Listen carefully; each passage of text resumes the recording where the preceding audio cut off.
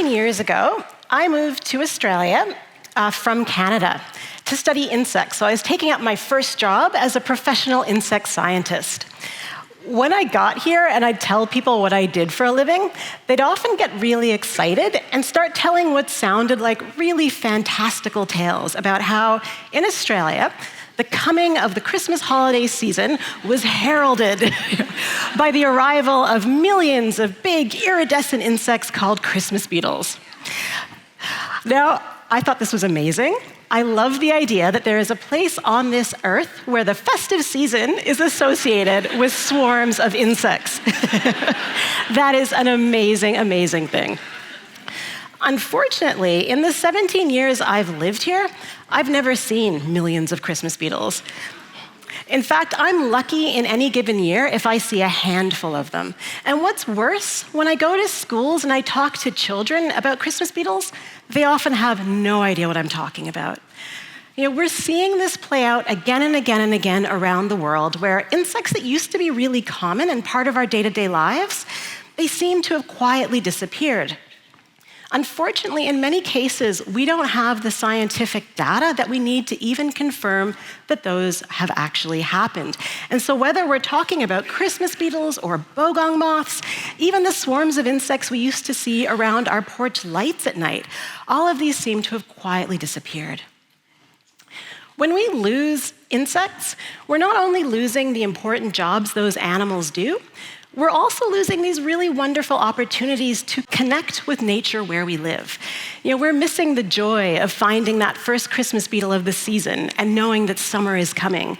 Or like the look of excitement on a kid's face when they find a really cool bug and they're running around showing every adult that they know. Those experiences shape who we are. They shape how we interact with the natural world, and they're so, so important for our mental health and our well-being. Nowhere is that disconnection from nature more keenly felt than in our cities. And it's easy to see why. We are surrounded by buildings and roadways and concrete and pavement, and it can feel like nature is just so, so far away. But what if it doesn't have to be like that? Because if we shift our perceptions just a little bit and start paying attention to all the little critters all around us, we start to realize that we live in a city that is absolutely teeming with insect life. Now, I can see your faces, and I know what some of you are thinking. You're wondering, do I really want to live in a city that is teeming with insect life? And trust me, you absolutely do, because insects do all the jobs that keep our cities livable. Many species of insect are our pollinators, and it's not just bees, it's also insects like flies and butterflies and beetles and moths. These insects are really important for pollinating many of our important crops, including basically everything delicious, like berries and mangoes. Even chocolate is pollinated by a teeny tiny fly. Without these insects, we don't get to eat these delicious, delicious foods. It's not just crops, though. Many of our native flowering plants are also pollinated by insects, and that includes these two beautiful orchid species. Both of these species are critically endangered. If we don't conserve their insect pollinators, then these plants will not survive. So plant conservation and insect conservation often go hand in hand. Many of the insects that we fear or dislike the most, like cockroaches and blowflies, maggots, these animals are actually doing the very hard work of keeping our cities clean. They are our waste managers. That dung beetle, I took that picture right outside of my house where she was rolling a tiny little piece of poop out of the way so that I didn't have to step in it. These animals are doing the hard work of keeping our cities clean and healthy. I think we often focus a lot on the damage that plant-eating insects can do to our crops and our gardens, and we forget that there is this veritable army of insects and spiders that are out there keeping those pest populations under control.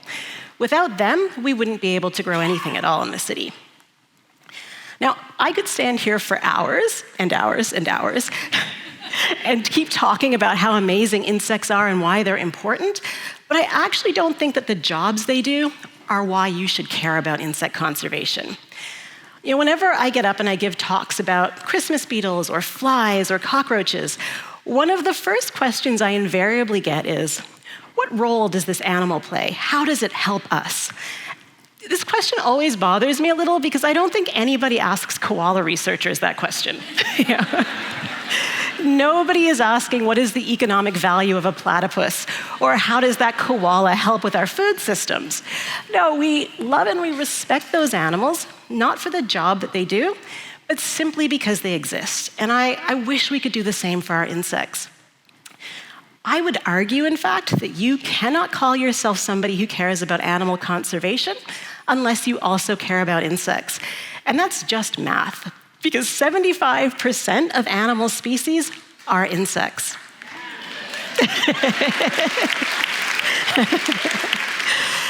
To put that into context, there are around 6,500 species of mammal, that's furry things like us, and there are an estimated 5 to 10 million species of insects on Earth. And I say estimated because we have no idea how high that number will go. Every single year, we discover thousands upon thousands of new insect species. In fact, I would bet good money that any one of you could go to any green space in Sydney, and you could find a new species if you knew what to look for. Our lack of knowledge about insect ecology, it makes it really, really hard to do good conservation. I mean, how do you even conserve an animal if you don't have a name for it? Even for those species that have been well described and named, we often don't know the basics of their ecology.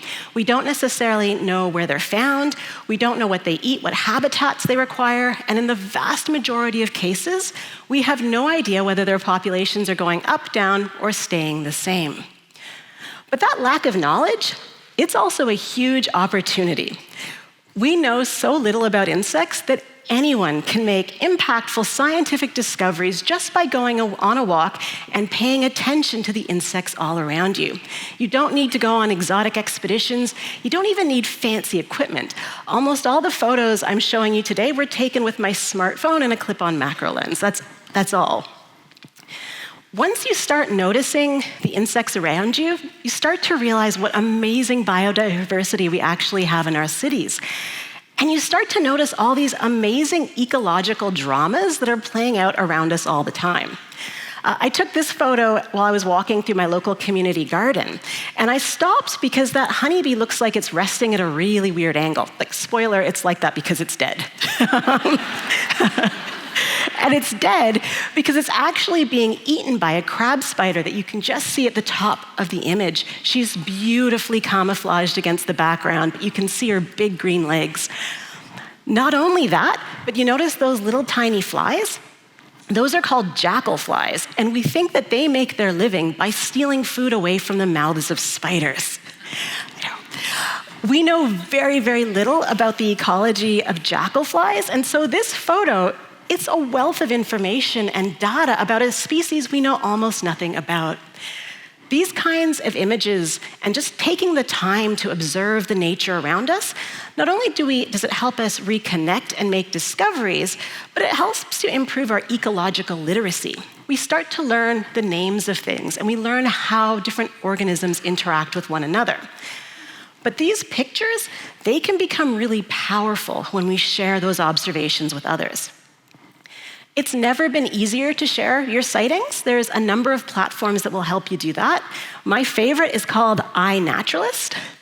iNaturalist is this global biodiversity database that allows you to upload sightings of any living thing. It can be an animal, a plant, a fungi, whatever you're interested in.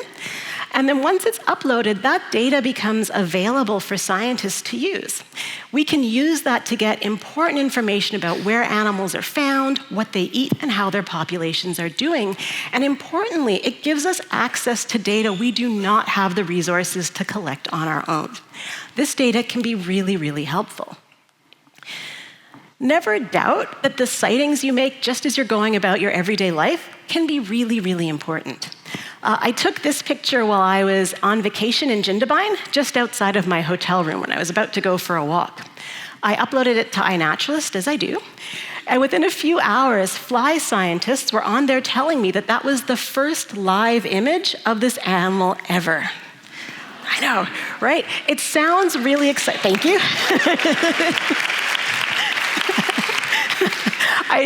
It sounds really exciting, but the thing is, it is not uncommon for people to submit photos that become the first live example of that animal. And that's because for most of our insects, the only specimens we have on record are often dead, dry specimens in a museum. Often they were collected decades ago, and nobody knows what they look like when they're alive. So when you have a sighting like this, not only does it tell us a wealth of information about this animal, where it's found, what time of year it's active. In this case, it even tells us what it's eating because this photo was taken on a flower, so we know which flower it eats. Every year, I run the Christmas Beetle Count project. Thank you. We ask, I see many of you have heard of it, that's excellent. We ask members of the community to submit their sightings of Christmas beetles. And in the last 4 years, our observers have rediscovered 6 types of Christmas beetle that hadn't been seen in decades. These are people who are just out there making everyday observations, and thanks to them, not only do we now know that those animals are not extinct, but we also know where to find them, and we're starting to get data about the kinds of habitats they require. These kinds of sightings can be so important and so helpful. As people who live in cities, sometimes I think we worry that there aren't direct actions we can take to support our insects, and there are many. In addition to taking photos like this one and sharing them with scientists, we can also do very simple things like planting flowers, particularly native flowers. This can be on the verges of roads, it can be in courtyards, in backyards, even a tiny patch of flowers on a balcony in an apartment can make a difference. Flowers provide critical nutrition for many of our flower-visiting insects, not just bees, but also things like flies and beetles, but also many of our predatory invertebrates, like wasps and spiders, ladybirds, they actually are healthier and live longer lives if they have access to some sweet, sweet nectar. We know from agricultural regions that if you plant flowers alongside crops, you get better pest management in the crop. And so planting flowers is an easy win-win way to not only support insect biodiversity, but also to increase pest control in your garden. On the topic of pest control, the other important thing we can do is to eliminate the use of insecticides in our backyards. Look, I'm an avid gardener. I know how awful it is when your plant gets eaten by this horde of hungry caterpillars. It can be really distressing. But at the end of the day, most of the insecticides on the market that are commercially available are what we call broad spectrums. That means that they will kill all the insects around, not just the thing that you're targeting. And that includes many of the predatory insects that would otherwise help to keep your pests under control. So rather than applying insecticides, doing simple things like planting lots of flowers, even hand removing pests, those things can make sure that your garden remains part of a healthy ecosystem. Our cities are absolutely abuzz with insect life. And that's a wonderful, wonderful thing. When we embrace the biodiversity of insects in our cities, not only do we give ourselves these wonderful opportunities to reconnect with nature where we live, but we also get to make amazing scientific discoveries, and we help to build vibrant, beautiful cities where all species, big and small, can thrive. Thank you.